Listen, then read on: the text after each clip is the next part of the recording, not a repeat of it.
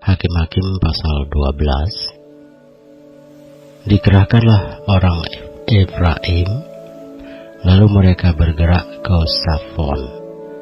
Dan mereka berkata kepada Yefta, "Mengapa engkau bergerak untuk memerangi Bani Amon dengan tidak memanggil kami untuk maju bersama-sama dengan engkau? Sebab itu kami akan membakar rumahmu bersama-sama kamu."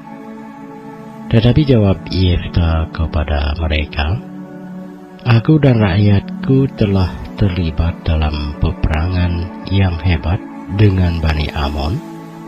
Lalu aku memanggil kamu, tetapi kamu tidak datang menyelamatkan aku dari tangan mereka.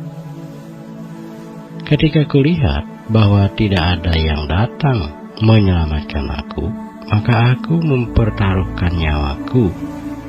Dan aku pergi melawan Bani Amon itu, dan Tuhan menyerahkan mereka ke dalam tanganku. Mengapa pada hari ini kamu mendatangi aku untuk berperang melawan aku?" Kemudian Yefta mengumpulkan semua orang Gilead, lalu mereka berperang melawan suku Efraim. Dan orang-orang Gilead mengalahkan suku Efraim itu. Sebab orang-orang itu mengatakan, "Kamulah orang-orang yang telah lari dari suku Efraim."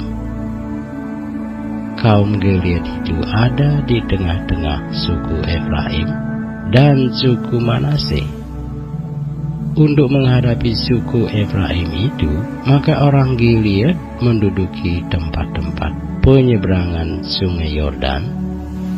Apabila dari suku Efraim ada yang lari dan berkata, "Biarkanlah aku menyeberang," maka orang Gilead berkata kepadanya, "Orang Efraimkah engkau?" Dan jika ia menjawab, "Bukan," maka mereka berkata kepadanya, "Coba katakan dahulu Sibolet."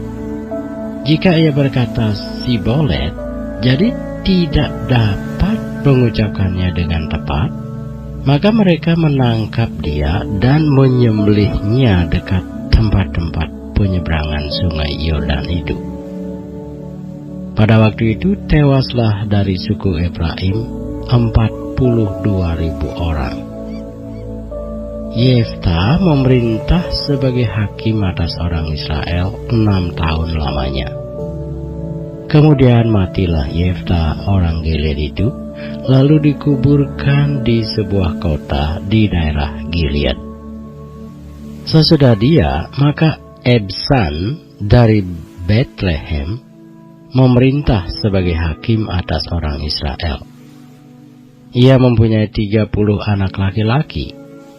30 anaknya perempuan dikawinkannya keluar kaumnya, dan 30 anak perempuan diambilnya dari luar kaumnya untuk anak-anaknya lelaki itu. Ia memerintah atas orang Israel 7 tahun lamanya. Kemudian matilah Ebsan, lalu dikuburkan di Bethlehem. Sesudah dia, maka Elon orang Zebulon memerintah sebagai hakim atas orang Israel. Ia memerintah atas orang Israel 10 tahun lamanya. Kemudian matilah Elon orang Zebulon itu, lalu dikuburkan di Ayalon di tanah Zebulon. Sesudah dia, maka Abdon bin Hillel orang Piraton memerintah sebagai hakim atas orang Israel. Ia mempunyai 40 anak laki-laki dan 30 cucu laki-laki yang mengendarai 70 ekor keledai jantan. Ia memerintah atas orang Israel 8 tahun lamanya. Kemudian matilah Abdon bin Hillel orang Piraton itu, lalu dikuburkan di Piraton di tanah Efraim di pegunungan orang Amalek.